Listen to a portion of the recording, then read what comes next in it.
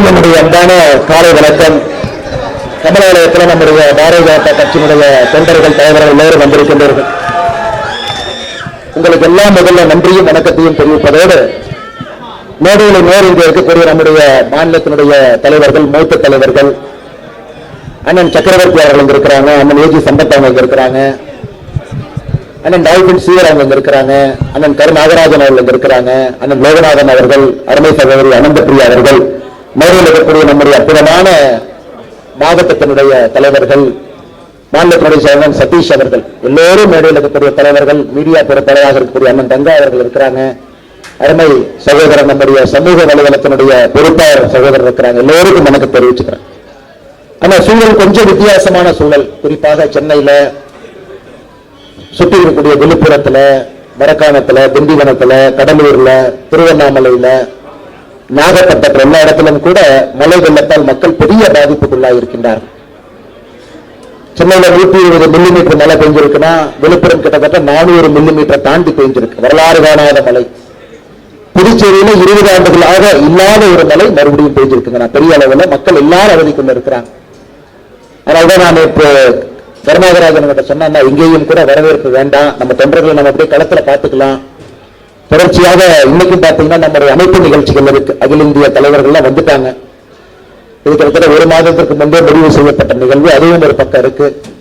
நாளையிலிருந்து நானும் களத்துக்கு வரணுங்கன்னா விழுப்புரம், மரக்காணம் பகுதிக்கு நாம நம்முடைய மக்களுக்கு தேவையான நிவாரண உதவிகள்லாம் நம்ம கொடுக்கணும். காலையிலிருந்து விழுப்புரம், மரக்காணம், திண்டிவனம் இந்த பகுதியெல்லாம் நானும் நம்முடைய தலைவர்களோடு கீழே இருக்க போறேன். இன்னைக்கு நம்முடைய ஒரு குழு அனுப்புறோம். மாநிலத்திலிருந்து ஒரு நம்முடைய மூத்த தலைவர்கள் இன்னைக்கு டெல்டா பகுதிக்கு போறாங்க. உடனடியாக என்ன பிரச்சனை என்பதை பார்த்து மத்திய அரசுக்கு நாம் தெரிவிக்க வேண்டும். மத்திய பாரதிய ஜனதா கட்சியினுடைய தலைவர்களுக்கு நாம் தெரிவிக்க வேண்டும். வெள்ள சேதம் இந்த அளவுக்கு இருக்கும்.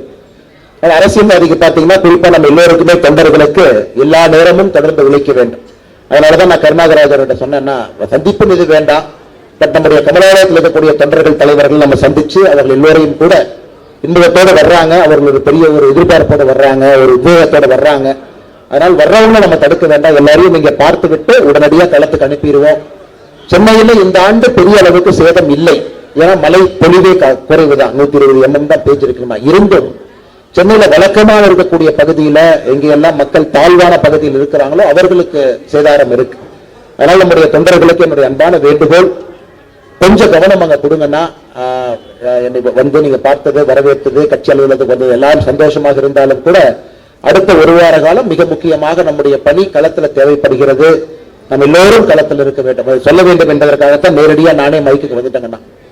இரண்டாவது, ஒரு பெரிய உத்வேகத்தோடு நீங்க இருக்கிறீங்க. நீங்க பாரதிய ஜனதா கட்சி கடந்த 3 மாத காலமாக அமைப்பு பணிகள்ல நீங்க எல்லாம் கவனம் செலுத்திருக்கீங்க. நிறைய புதியவர்களை கட்சியில உறுப்பினர்களாக இணைச்சிருக்கிறீங்க. அதுக்கெல்லாம் முதல்ல உங்களுக்கு ஒரு பெரிய பாராட்டு சொல்லணும். மிக கடுமையாக நீங்கள் உழைத்திருக்கின்றீர்கள். சரித்திரம் காணாத அளவுக்கு, வரலாறு காணாத அளவுக்கு பாரதிய ஜனதா கட்சியில உறுப்பினர்கள் இணைந்திருக்கின்றார்கள். ஒரு ஹிஸ்டாரிக் ரெக்கார்ட். இன்னைக்கு இதற்கு முன்பு பாரதிய ஜனதா கட்சியில் எவ்வளவு உறுப்பினர்கள் இருந்தாங்களோ நேற்று கூட நான் சொன்னா 8 மடங்கு அதிகமாக இருக்கின்றார்கள். காரணம், நரேந்திர மோடி ஐயாவுடைய ஆட்சி 10 ஆண்டு காலம் உன்னிப்பா பார்த்திருக்கிறாங்க. 10 ஆண்டு காலம் பார்த்திருக்கிறாங்க. இன்னும் நடந்து கொண்டிருக்கிறது. இன்னும் உறுப்பினர் சேர்க்கை நடந்து கொண்டிருக்கிறது. தீவிர உறுப்பினர் சேர்க்கை நடந்து கொண்டிருக்கிறது. தமிழகம் முழுவதுமே கிளை அளவில் நம்முடைய தலைவர்களுக்கான தேர்தல் நடந்து கொண்டிருக்கிறது. இன்னும் 1 வாரம் கழித்து நம்முடைய மண்டல் தலைவர்களுக்கான தேர்தல், நம்முடைய மாவட்ட தலைவர்களுக்கான தேர்தல் நடக்க இருக்கிறது. அதன் பிறகு அகில இந்திய தலைவர் வரைக்கும் வரிசையா அந்த ப்ராசஸ் இருக்குதுங்கன்னா, அதனால இந்த மாதமும் கூட அழைப்புக்கு அதிக நேரம் நாம் கொடுக்க வேண்டி இருக்கிறது. அதற்கும் உங்களுக்கு ஒரு பெரிய நன்றியை நான் தெரிவிச்சுக்கிறேன். நிறைய புதியவர்கள், அதாவது கட்சி உறுப்பினர்கள், நான் பொறுப்புல வர்றேன், நீங்களே வந்திருக்கீங்க, நான் கட்சிக்கு நேரம் கொடுக்கிறேன், நான் கிளை தலைவராக வர்றேன், நான் மண்டல் தலைவராக வருவதற்கு ஆசைப்படுகின்றேன், அதனால் நானும் இந்த கட்சியில உழைக்க வேண்டும் என்று இத்தனை காலமாக உறுப்பினராக இருந்தவர்கள் இன்னைக்கு முழு பொறுப்புக்கு வர்றீங்க. அதற்கும் இந்த நேரத்தில் நன்றி கலந்த வாழ்த்துக்களை, பாராட்டுக்களை நான் தெரிவித்துக் கொள்கின்றேன்.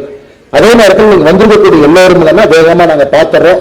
எல்லோரையும் வேகமாக பார்த்து உங்களுடைய அன்பை நிச்சயமாக பெற்றுக் கொள்கின்றோம்.